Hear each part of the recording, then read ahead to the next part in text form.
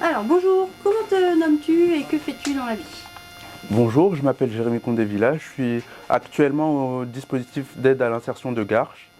Euh, le, le dimanche, le dimanche, C'était dimanche dernier? non, il y a 2 semaines. Ouais, dimanche il y a 2 semaines.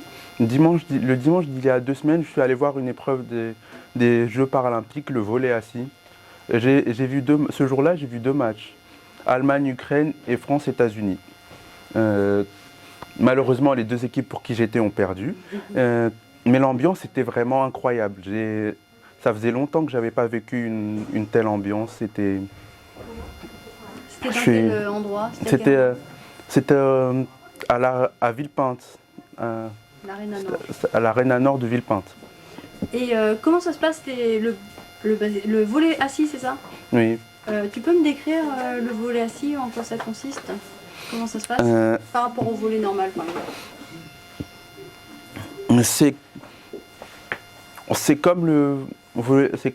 Presque comme le volley classique, sauf que les joueurs sont assis et ils doivent pas se lever. Ils sont assis et ils doivent pas se lever, quoi. Enfin, ils doivent pas se lever, ils doivent que bouger, rester assis. Et du coup, le filet, il est plus bas? Non, le filet, il est un peu plus bas qu'au volley classique. Et sinon, à part ça, c'est les mêmes règles, sauf qu'il doit rester assis et que le volley est plus bas. Alors, quelle était l'ambiance dans la salle?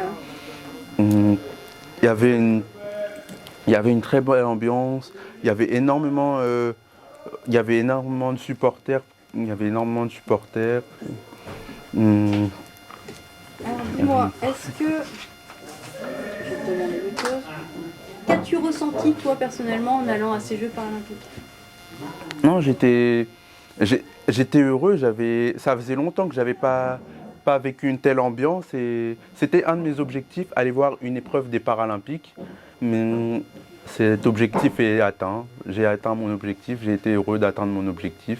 Et cet objectif, c'est un objectif que je poursuis à chaque fois qu'il y a des Jeux. C'est une expérience incroyable à vivre, à faire. J'aurais aimé en voir plusieurs des épreuves. Et là, je suis pressé juste d'être dans 4 ans encore pour pouvoir revivre ça. Et est-ce que toi tu fais du sport?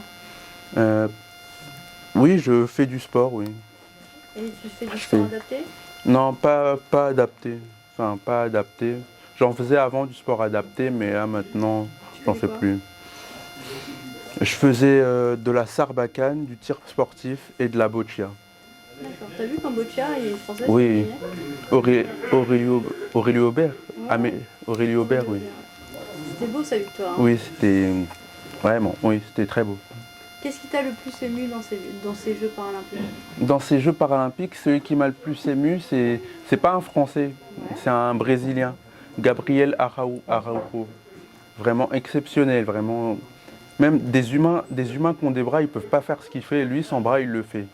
Il réussissait à battre des humains qui n'étaient pas dans la même catégorie que lui.